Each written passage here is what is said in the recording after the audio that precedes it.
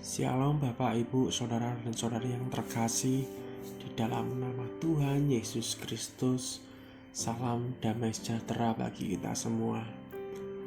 Dan sebelum kita melakukan aktivitas kita di pagi hari ini, Bapak Ibu, mari kita bersatu di dalam doa. Kami naikkan syukur kami di hadapan-Mu, merendahkan diri kami, menghampiri tata kekudusan Allah yang maha tinggi.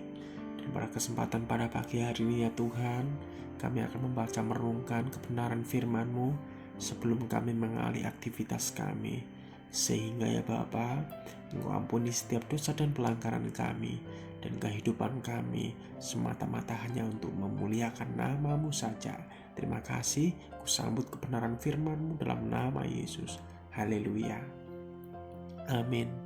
Bapak, Ibu, dan saudara-saudari yang terkasih, renungan kita di pagi hari ini bertema seperti yang dikatakan oleh kitab suci yang terambil di dalam kitab Yohanes 7 ayat 40-52. Lembaga Alkitab memberi judul Air Sumber Hidup. Yesus dibela oleh Nikodemus. Beberapa orang di antara orang banyak yang mendengarkan perkataan-perkataan itu berkata, "Dia ini benar-benar nabi yang akan datang." Yang lain berkata, "Ia ini Mesias." Tetapi yang lain lagi berkata, "Bukan. Mesias berasal dari keturunan Daud dan dari kampung Betlehem, tempat Daud dahulu tinggal." Maka timbullah pertentangan di antara orang banyak karena dia.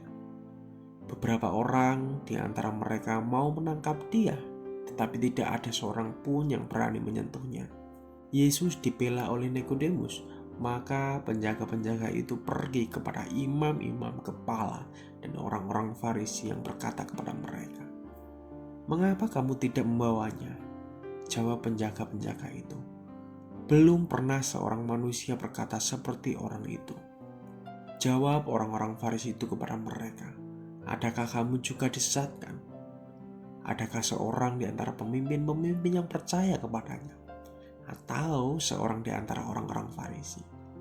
Tetapi orang banyak ini yang tidak mengenal hukum Taurat. Terkutuklah mereka. Nikodemus, seorang dari mereka yang dahulu telah datang kepadanya, berkata kepada mereka, "Apakah hukum Taurat kita menghukum seseorang sebelum ia didengar dan sebelum orang mengetahui apa yang telah diperbuatnya?" Jawabnya kepada mereka, "Apakah engkau juga orang Galilea? Selidikilah kitab suci dan engkau akan tahu bahwa tidak ada nabi yang datang dari Galilea." Seperti yang dikatakan oleh kitab suci, menunjuk kepada Alkitab, karena itulah firman Bapaknya, dan dengan demikian merupakan kekuasaan tertinggi untuk kehidupan dan ajarannya. Alkitab juga merupakan kekuasaan tertinggi bagi orang Kristen, karena Allah sendiri yang berhak menentukan standar-standar kelakuan kita. Dia telah memilih untuk melaksanakan kekuasaan ini dengan memberitahukan kebenarannya dalam Alkitab. Alkitab selaku penyataan Allah memiliki kekuasaan yang sama, seolah-olah Allah sendiri yang berbicara kepada kita secara langsung.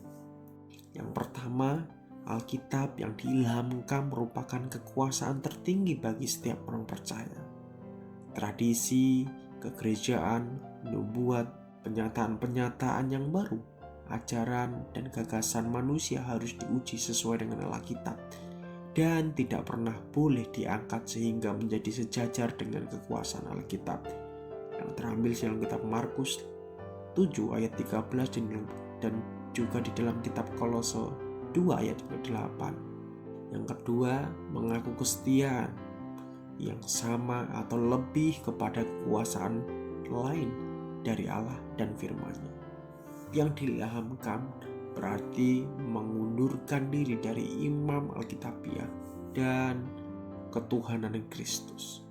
Mengatakan bahwa ada orang, lembaga, pengakuan kepercayaan, atau gereja yang mempunyai kekuasaan yang sama atau lebih tinggi dari penyataan Allah yang diilhamkan adalah sama dengan penyembahan berhala.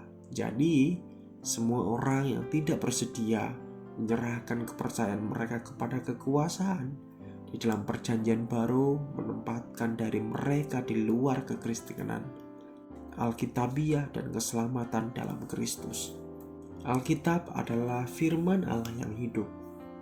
Alkitab adalah buku kuno atau purbakala. Namun sampai hari ini Tuhan pelihara karena di dalam Alkitab ada pesan yang sangat penting terkait dengan keselamatan manusia di dalam Yesus Kristus.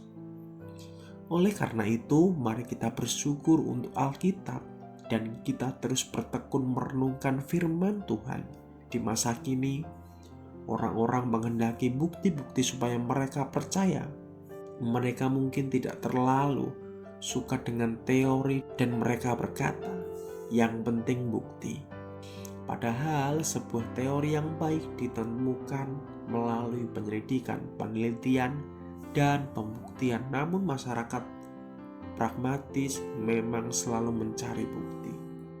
Semakin ada catatan terdekat, bahkan ada saksi mata, maka bukti historis menjadi bukti yang valid di dalam pembuktiannya. Alkitab dari zaman ke zaman selalu diuji.